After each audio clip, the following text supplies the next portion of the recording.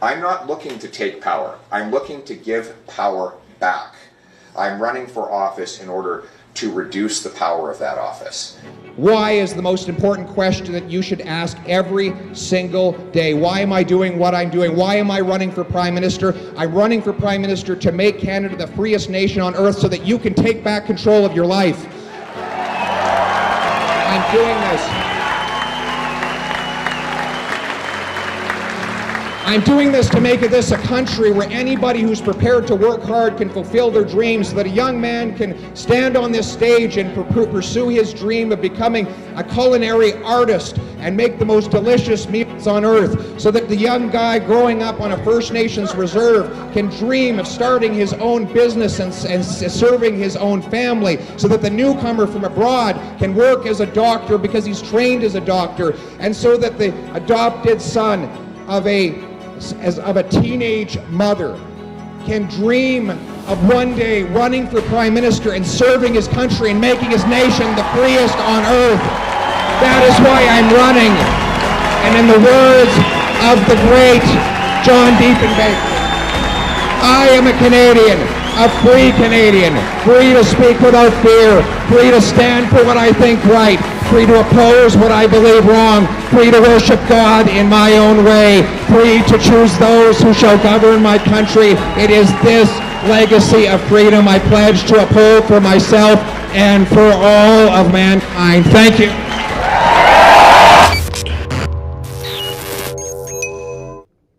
Trudeau has been getting ripped to shreds by Pierre Poilievre. He is, of course, as I mentioned, about a month and a half ago, he is running for Prime Minister. Well, he's running for leadership of the Conservative Party so that he can then run for Prime Minister. Isn't it clear that for Canadians to regain their jobs, this Prime Minister will have to lose his? Why we as a Conservative team are going to continue to fight tooth and nail to put a permanent end to the vaccine mandates, the vaccine passport, and restore our freedom.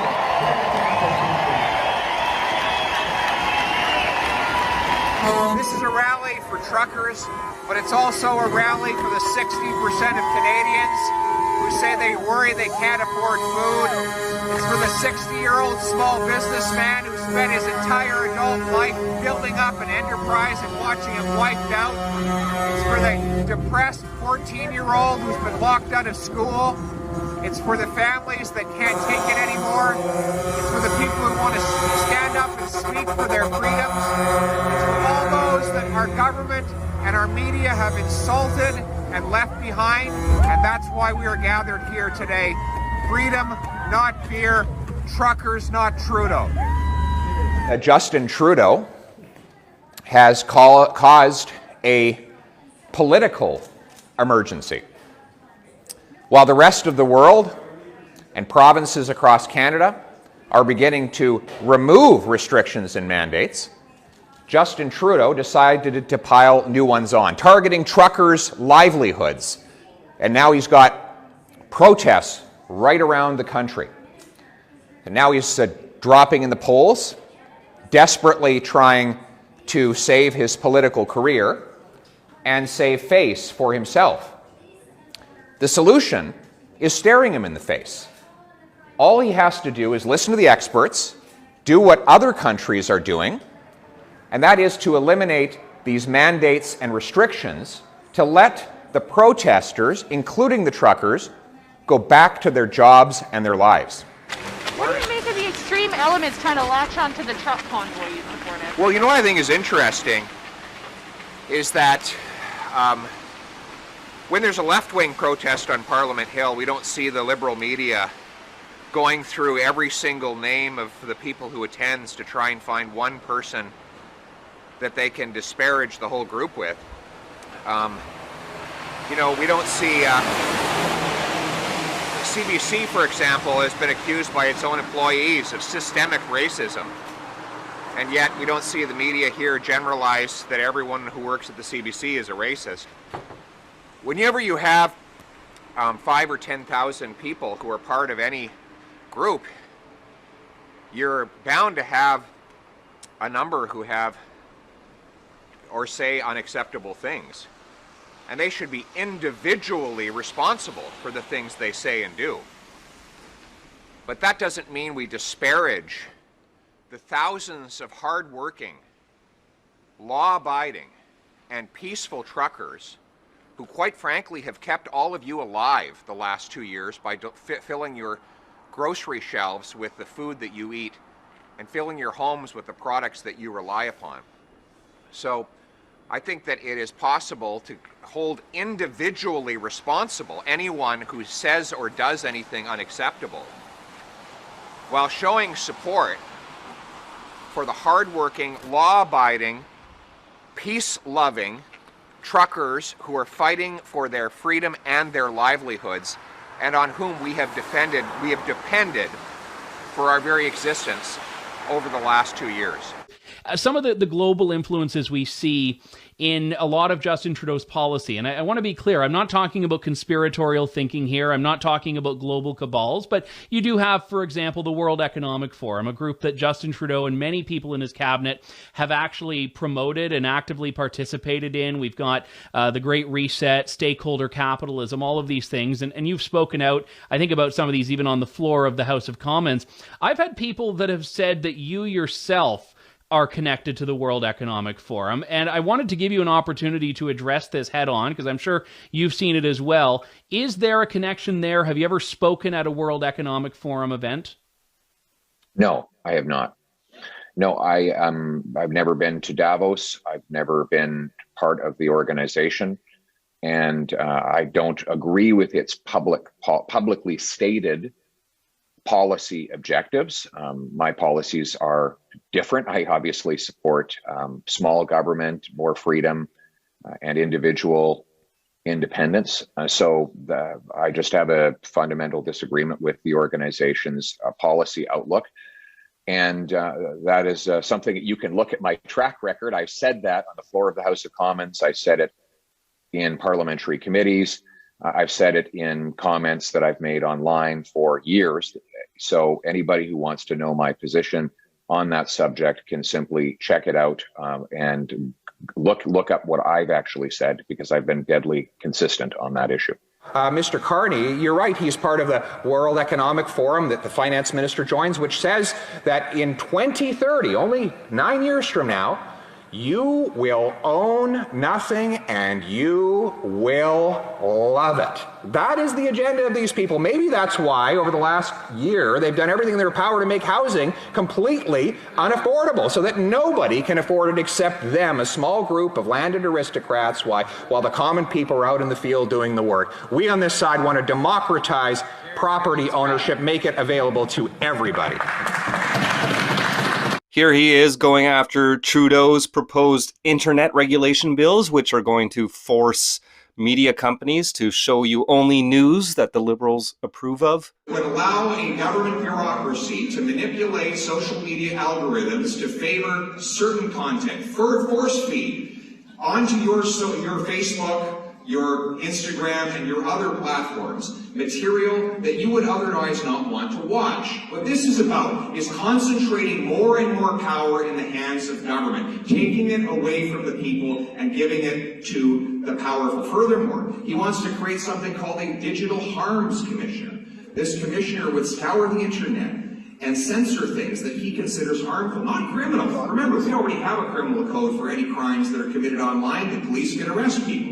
But this would be to determine if anybody is doing something the government considers to be harmful. Experts say that if these bills pass and this agenda is implemented, Canada would have the most controlled internet in the entire democratic world. So they just tried to censor me with my microphone, just like that. So basically, there would be no country other than a dictatorship that would have this much control of the internet.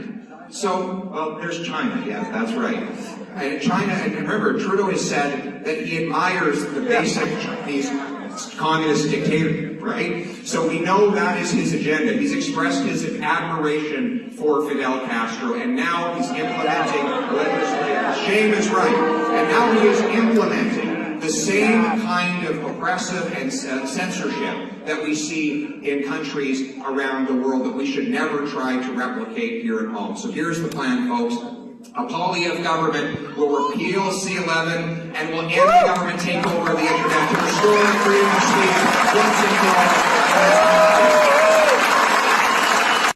Of course, he goes against what the elites in this world want. I think it's great. I followed the guy for many years, and he's been ripping Trudeau into shreds for a long time. He's been speaking up against the unfounded, unscientific mandates and whatnot for a long time as well before the truckers' protests ever started.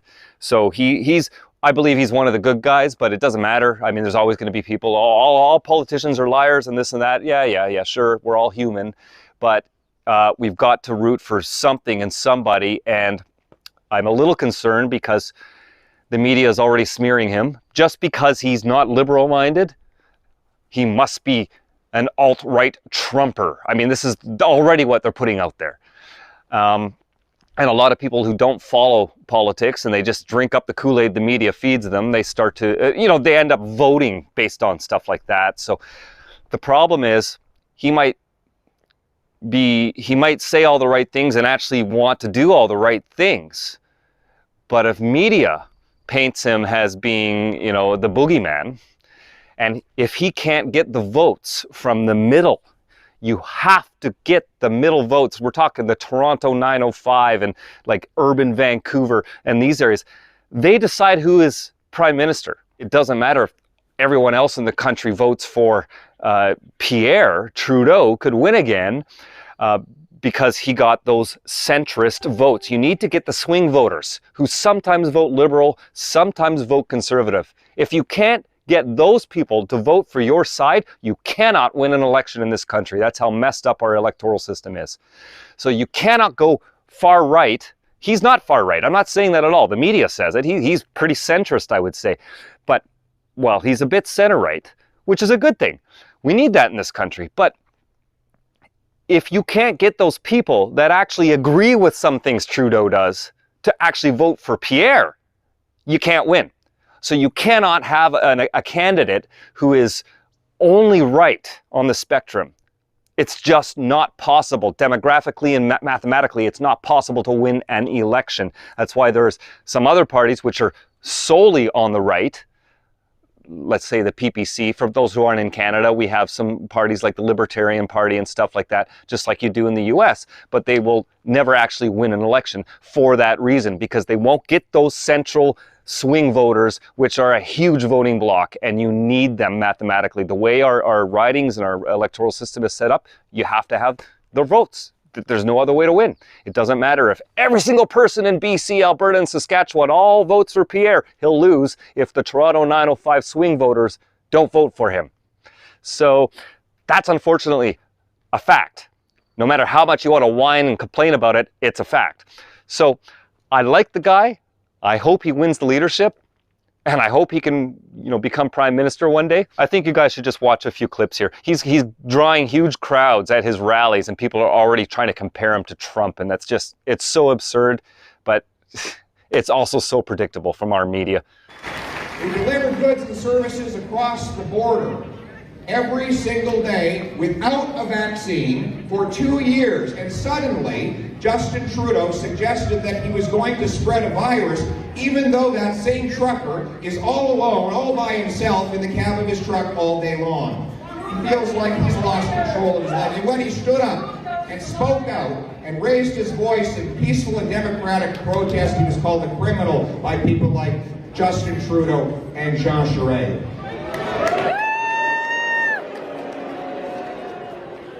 Ladies and gentlemen, people feel like they're losing control of their lives because big bossy government has taken advantage of the pandemic and used it as an excuse to attack people's freedom and expand the power of the state. It's not just the economic gatekeepers, it's the speech gatekeepers, right?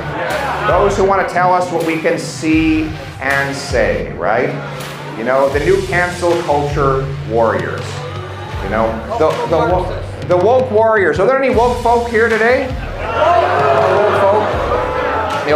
I was in Toronto the other day, and the woke folk wanted to cancel my event. They didn't want me to speak. Yeah, they said that I shouldn't be allowed to go to the steam whistle warehouse there because. Yeah, and they started complaining, and they asked Steam Whistle to cancel the whole thing. And Steam Whistle didn't agree, but they put out a letter saying they didn't agree with all of my views. So, of course, they were gutless and watered down, just like their beer.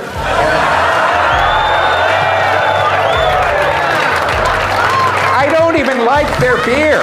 If they told me they didn't like my views, I would have gone to a better location, frankly, and got a better beer to drink, right? I like a strong beer with flavor. I don't like watered down anything, not watered down politics either, right? Anna and I are here to celebrate with our new friends with a beautiful beer, or as Anna would say, cerveza. That's right, and what we like about this beer is called Oast. And Oast is a Niagara beer, beautifully brewed. It is delicious, and it's not watered down. It's strong, good, strong, powerfully tasting beer. And you know what? If you drink this beer, it fights inflation. So drink it.